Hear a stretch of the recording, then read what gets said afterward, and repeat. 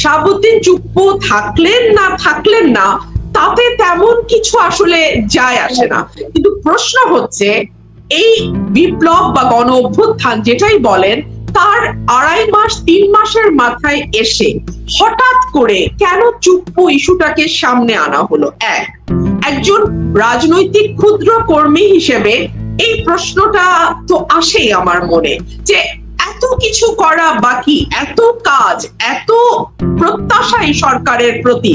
এবং কনক ভাই যেটা শুরুতেই বলছিলেন এবং মিনার ভাই একটু বলেছেন যে অনেক জায়গায় কিন্তু তারা সেই প্রত্যাশা বা জনগণের আশাটা পূরণ করতে পারছে না। সেই জায়গায় হঠাৎ করে জনাব চুপ্পুকে সরিয়ে দেওয়াটা মনে হচ্ছে যেন বাংলাদেশের প্রধানতম সমস্যা হয়ে দাঁড়িয়েছে। এবং সেই জায়গাটাতেই কিন্তু সন্দেহের উদ্রেক হয়, সন্দেহের জন্ম হয় যে কেন চুপ্পু সাহেব। 2 হচ্ছে বাংলাদেশের মানুষ দীর্ঘ 15 বছর কোনো ভোট দিতে পারে নাই।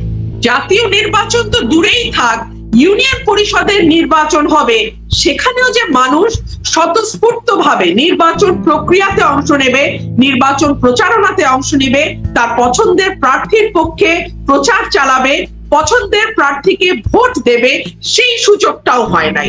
আমার তো মনে পড়ে আমার সেই সময় যে কথাগুলো আমাকে মিডিয়াতে অহরহ বলতে হয়েছে যে যদি পছন্দের প্রার্থীকে ভোট না দাও তাহলে এলাকায় কবর দিতে দিব না। একটা ইউনিয়ন পরিষদ নির্বাচন, ক্যান ইউ বিলিভ দ্যাট? বাংলাদেশে এখন যার বয়স 32-33, সেই মানুষটি জীবনে কোনোদিনও ভোট দেয় নাই।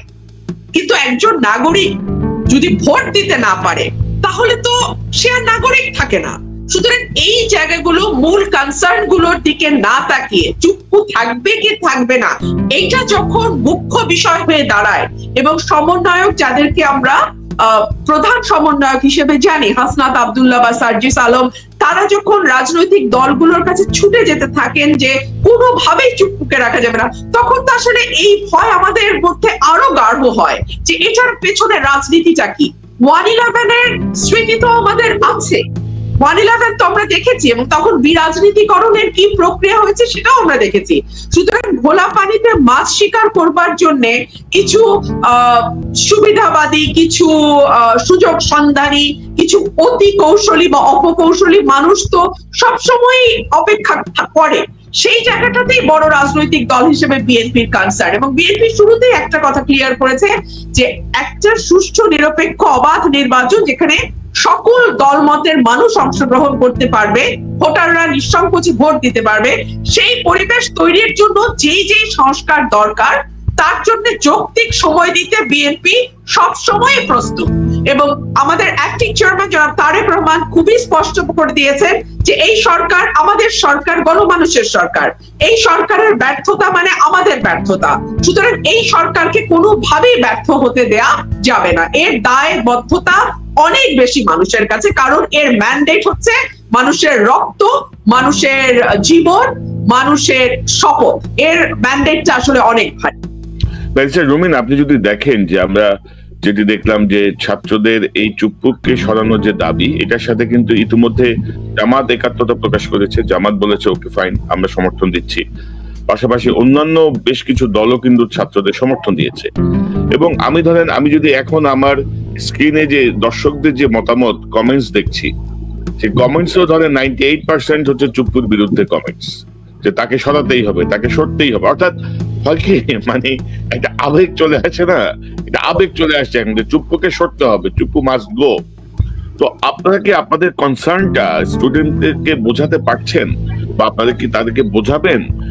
কারণ হচ্ছে বিএনপির মতো একটা বড় দল যদি পাবলিক পারসেপশন বা পাবলিকের যে ডিমান্ড, মবের যে ডিমান্ড, এর বাইরে যদি চলে যায়, যেখানে জামাত সমর্থন দিচ্ছে বা অন্যান্য দল সমর্থন দিচ্ছে, সেখানে বিএনপি যদি একা চুপ্পুকে বলে যে না, কি সরানোর দরকার নাই, তাহলে পরিস্থিতিটা রাজনৈতিক দল হিসেবে বিএনপির জন্য কতটুকু মানে গ্রহণযোগ্য বা কতটুকু সুবিধাজনক হবে বলে আপনি মনে করেন? কনক ভাই, আপনি খুব চমৎকার একটি শব্দ বলেছেন যে মানুষের আবেগের বিরুদ্ধে যাচ্ছে কিনা। আমি আপনার এই শব্দটিকে ধরেই বলতে চাই, আবেগ দিয়ে রাষ্ট্র পরিচালনা করা, জনগণের আবেগের উপর নির্ভর করে সকল সিদ্ধান্ত নেয়া, এটা বোধহয় খুব বিবেচনা প্রসূত হবে না। জনাব চুপ্পুর ব্যাপারে বিএনপির দলগত অবস্থান একদম পরিষ্কার। আমরা শুরু থেকেই বলছি যে জনাব চুপ্পু আওয়ামী লীগের রিক্রুট, জনাব চুপ্পু শেখ হাসিনার দলের একজন কর্মী ছিলেন, তিনি শেখ হাসিনার পায়ে ধরে সালাম করে, আর সকল কিছুই আমরা জানি। এবং জনাব চুপ্পুর ব্যাপারে আলাদা রকম কোন রকম সিম্প্যাথি বা সহানুভূতি বিএনপি নেই, কিন্তু তারপরেও প্রশ্ন থেকে যায় যে আমরা কি আবেগের বশবর্তী হয়ে কোনো সিদ্ধান্ত নেব কিনা। এবং আজকে আমি যে সিদ্ধান্ত নিচ্ছি তার ফল যদি আমাকে 2 বছর পরে খুব শক্তভাবে এই জাতিকে পে করতে হয়, দেশের মানুষকে পে করতে হয়, গণতন্ত্র তো কবরে নিয়ে গিয়েছিল শেখ হাসিনা, সেটাকে যদি আবারও কফিনে ঢোকানো হয়, এই বিবেচনাগুলো আসলে আমাদের চিন্তা করতে হবে। ধরুন কনক ভাই, এখন তো পার্লামেন্ট নাই, এখন তো স্পিকার নাই, আমরা যে চুপ্পু সাহেবকে সরানোর আলোচনা করছি, চুপ্পু সাহেবকে সরাবে কে? সাংবিধানিক ভাবে প্রশ্ন হচ্ছে চুপ্পুকে সরাবে কে? 1, 2 হচ্ছে চুপ্পু সাহেবকে সরানো হলো, কিন্তু তার জায়গায় রাষ্ট্রপতি হিসেবে সর্বজন শ্রদ্ধেয় সর্বজন গ্রাহ্য ব্যক্তিটি কে হবেন? এই আলোচনাগুলো না দেখা যাবে আমাদের মূল ফোকাসটিকে সরিয়ে দিচ্ছে। আমাদের মূল ফোকাস ধরেন সাধারণ মানুষের, আমি রাজনৈতিক দলগুলোকে একপাশে সরিয়ে রাখি, সাধারণ মানুষের মূল কনসার্ন বা মূল উদ্বেগের বিষয় কোনটা? দ্রব্যমূল্য ফর এক্সাম্পল। আমি সেদিন নিউজে দেখছিলাম যে এই সরকার আসবার পরে, আগে তো মূল্যস্ফীতি শেখ হাসিনা নানান ম্যানিপুলেশনের পরেও খাদ্যদ্রব্যে সেটা 10% মতো ছিল, এখন দেখা গেছে বন্যা পরবর্তী সেটা আরো বেড়েছে এবং 30% মানুষ খাদ্যের বাজেট কাটছাট করছে। 30% মানুষ কিন্তু 6 কোটি মানুষ, এটা কিন্তু অনেক বড় একটা নাম্বার।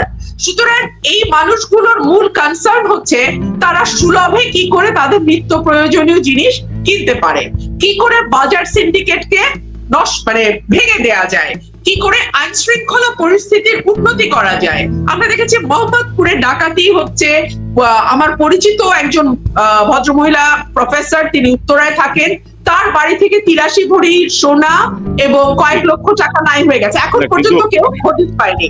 তো এই জায়গাগুলো কিন্তু মানুষের মূল কনসার্ন। মানুষের জনজীবনে স্বস্তি না এনে রাষ্ট্রপতি হঠাৎ করে বদলে ফেললে কি পরিস্থিতি পরিবর্তন হবে? না ব্যারিস্টার ম্যাডাম, ধরেন এই রাষ্ট্রপতি চুপ্পুর ইস্যুতে বিএনপি যতটুকু কঠোর অবস্থানে বা স্ট্রং অবস্থানে গেল, আমরা ধরেন এই যে 75 দিন 76 দিনের বা প্রায় 80 দিনের কাছাকাছি সরকার, এই সরকারের কার্যক্রম নিয়ে কিন্তু তেমন কঠোর সমালোচনা দেখি নেই। এই যে ম্যাজিস্ট্রেসি পাওয়ার দেওয়ার পরে, সেনাবাহিনীর মাঠে ম্যাজিস্ট্রেসি পাওয়ার নিয়ে থাকার পরেও আইন শৃঙ্খলা পরিস্থিতি যেটি আপনি বলছিলেন বা দ্রব্যমূল্যের সিন্ডিকেট, সেটি নিয়ে তেমন কড়া কোনো অবস্থান আমরা দেখি নেই বিএনপির পক্ষ থেকে। পাশাপাশি আপনি বলছেন আবেগ, এই বিপ্লবটাই তো আবেগের বিপ্লব। এই যে বাচ্চা বাচ্চা ছেলেগুলো গুলির সামনে যে দাঁড়ায় গেল, এটা তো আবেগ, এটাই তো আবেগ। মানে এদের আবেগের জন্যই কিন্তু হাসিনাকে পালাতে হয়েছে। এটা যদি আবেগপ্রবণ না হতো, আবেগ না থাকলে কিন্তু হতো না। তো এখন আপনাদের যে অবস্থান, এটি সামগ্রিকভাবে আপনি কি মনে করেন? অর্থাৎ এই অবস্থানটা কি আপনারা শেষ পর্যন্ত রাখবেন, নাকি এটা বিবেচনার কোনো সুযোগ আছে? কারণ স্টুডেন্টদের যে অবস্থান দেখছি, তারা খুব কঠোর অবস্থানে চলে গেছেন, কি কারণে গেছে আমি জানি না। আপনাদের আসলে এই ব্যাপারটাকে আপনারা কি একটু পুনর্বিবেচনার বা আলোচনা করে তাদেরকে বোঝানোর বা অন্য কোনো অবকাশ আছে কিনা এই মুহূর্তে? বিএনপি কিন্তু খুবই লিবারেল একটা দল এবং বিএনপি আলাপ আলোচনায় বিশ্বাসী, বিএনপি ঐক্যমতে বিশ্বাসী, বিএনপি আলোচনার মাধ্যমে সমাধানে বিশ্বাসী। সুতরাং বিএনপি কিন্তু একবারও বলেনি যে আমরা হার্ড লাইনে যাচ্ছি, আমরা কোনোভাবেই তোমাদের সঙ্গে আর আলোচনায় বসবো না বা আমরা আমাদের অবস্থানের কোনো পরিবর্তন আনবো না। বিএনপি শুধু এটুকুই বলেছে যে সাংবিধানিক ধারাবাহিকতা যেন নষ্ট না হয়, কোন সুযোগ সন্ধানী তৃতীয় পক্ষ যেন